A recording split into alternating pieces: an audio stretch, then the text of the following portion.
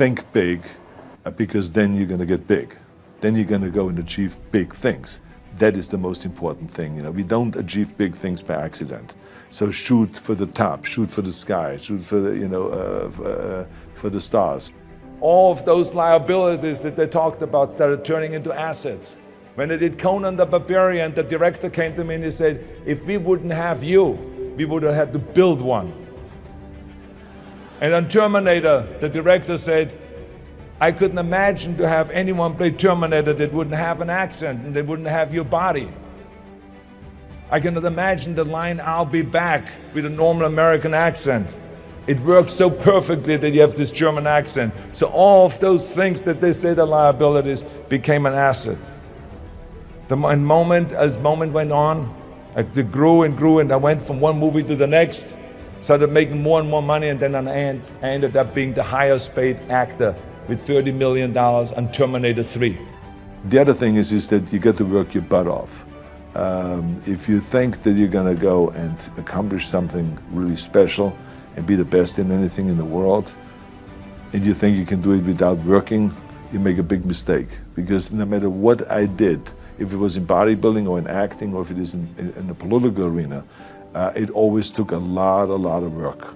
And you got to put out, and you got to, you know, sometimes make a lot of sacrifices. Notice, if you're not willing to work hard, forget about it. So there's another rule that is very important. Use your power of potential and make this nation and this world a better place. It worked for this immigrant that came over here to this country with $20 in a pocket, and I know and I guarantee you it will work for you too. Don't be afraid to fail, because if you're afraid to fail, then you're always holding yourself back because you're afraid that if you go all out, you may fail. Well, in weightlifting, we learned that very quickly. The only way you could break a record is if you're willing to fail. That's when you put on more weight, you try it, sometimes you would not be able to lift it, which has happened to me many times, but eventually, when you train hard enough, you will lift it. So don't be afraid to fail. I mean, how far can you fall? That just shows you again so much for it can't be done. This is why I try to tell you, anything and everything can be done if you can visualize it and if you believe in yourself. It was the same thing again when I ran for governor. You can imagine when I went on the Tonight Show and I announced that I'm going to run for governor of the great state of California. People came to me afterwards and said, you're crazy. You don't announce something like this on the Tonight Show. You have an official press conference at the state capitol. Plus, you don't start with governorship, you start first with mayor or with state senator. And I said, I don't want to be senator, I don't want to be mayor, I want to be governor. Don't you understand that? Well, the rest is history. I won in 2003 and I won also in 2006. Let me tell you, you're going to find the naysayers in every turn that you make. Don't listen. Just visualize your goal, know exactly where you want to go. Trust yourself. Get out there and work like hell and break some of the rules and never ever be afraid of failure.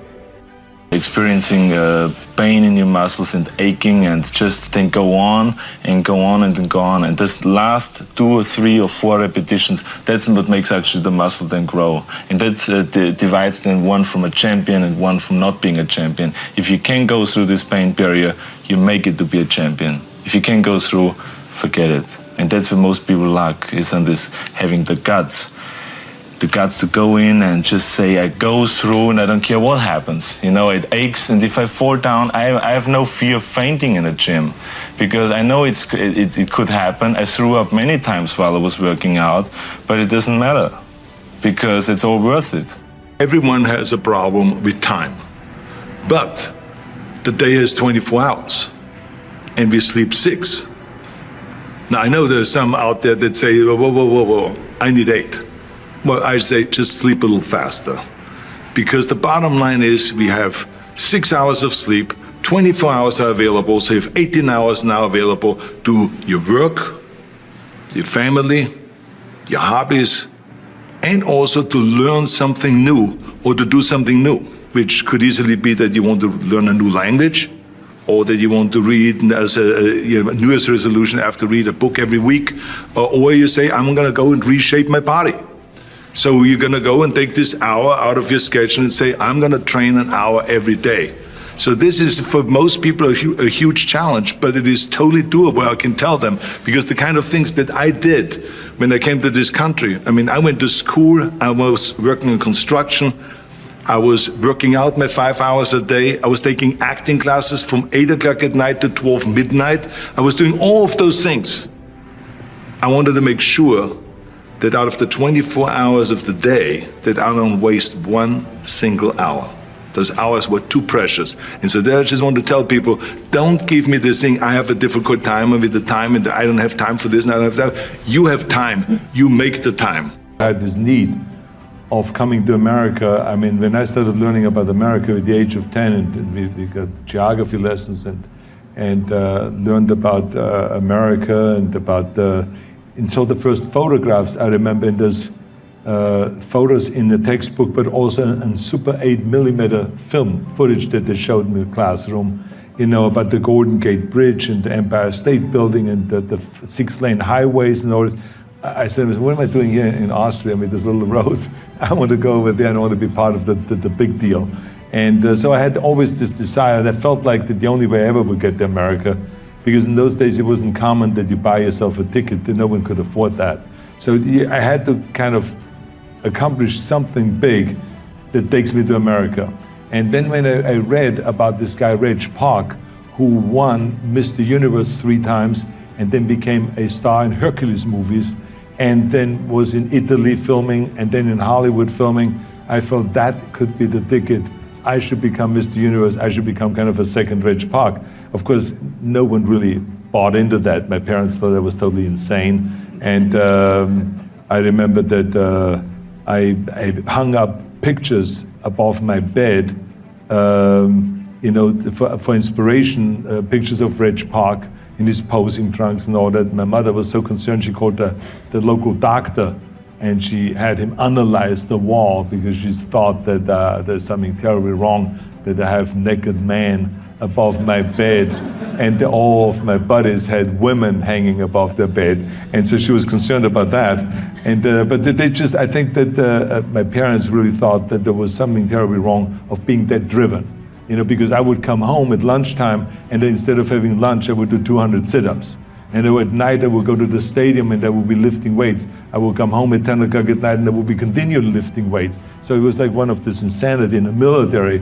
I would continue lifting weights no matter how the training was and how tough the basic training was. I would always then lift weights afterwards. And as a tank driver, I would have on the side of the tank in the toolbox, I would have my weights, my barbells, and my dumbbells, and my exercise bench and everything there in order to be, at any given time, if we stopped driving the tank and maneuvers at 2 in the morning, I would be able to pull out my weights and again lift for 2 hours my weights. So I was really a fanatic about the whole thing. But it's the only way you really get where the way I succeeded, because I became at the age of 20 the youngest Mr. Universe in London in the history of bodybuilding, because the youngest before then was Reg Park, the guy I was talking about, with the age of 24, that I became the youngest with 20, but it was because I was like so serious about the whole thing, and it worked. With the age of 21, after I won my second Mr. Universe title, I got an invitation from Joe Weider, who was the publisher of all the muscle magazines in America, and also the person that had the biggest warehouses of weight training equipment and had food supplement companies and all this. And he brought me to America, and so there I was. I mean, 6 years after my dream started, I was in America. I think it's the most important thing that we have a very clear vision of where we go, a goal, where do we go? Because you can have the best ship in the world, you can have the best cruise liner, but if the captain does not know where to go, that ship will drift around the world and out there at sea and will never end up anywhere. And this is exactly the way it is in real life. If you don't have a goal, if you don't have a vision, you just drift around and you're not going to be happy. This is why it is so important to have that vision. Now, I created that vision in Austria because I grew up after the Second World War. Austria, right along with Germany, lost the Second World War, thank God. And the problem was that everyone was so depressed because they lost the war, that there was alcoholism everywhere. There was, of course, depression. There was a terrible economic situation. There was famine. There was starvation and all of those things. And also it was kind of a little place and narrow. I felt I wanted to get out of there. I wanted to escape.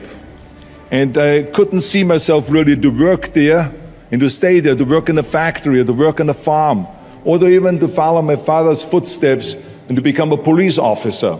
I couldn't see that either. As a matter of fact, that's what my parents wanted me to do. They wanted me to become a police officer and to marry a girl by the name of Heidi and to have a bunch of children and to run around like the Von Trapp family in The Sound of Music. But that's not what I saw. This was the vision of my parents, but not mine. And luckily, one day in school, I watched a documentary about America. And I found myself, I knew exactly that is where I wanted to end up. I wanted to be in America. But I tell you that I was very fortunate that I had great heroes. I had great heroes that I could look up to, and I mentioned two of them, Muhammad Ali and Sergeant Shriver, my father-in-law. But there's other great heroes like Gorbachev, Reagan, Mandela, great leaders like Mother Teresa, Chancellor Kohl, and Churchill, and the list goes on and on. I mean, those people had such an impact on the world. Single-handedly, they've changed the world. We all can create change, whether it is in our neighborhood, or in our local schools, or in our country. It can be big, but it can also be as little as just going to a school kid that has problems reading and teaching that kids how to read or how to do math. We don't have to just work on me. We should also work on we. Not just me, but also we. Remember that. To lead a truly full life, you must give back. You must leave the world a better place than you found it. Because the bottom line is, it is up to us. I mean, those rules that I've given you are important rules, but giving back is one of the most important rules.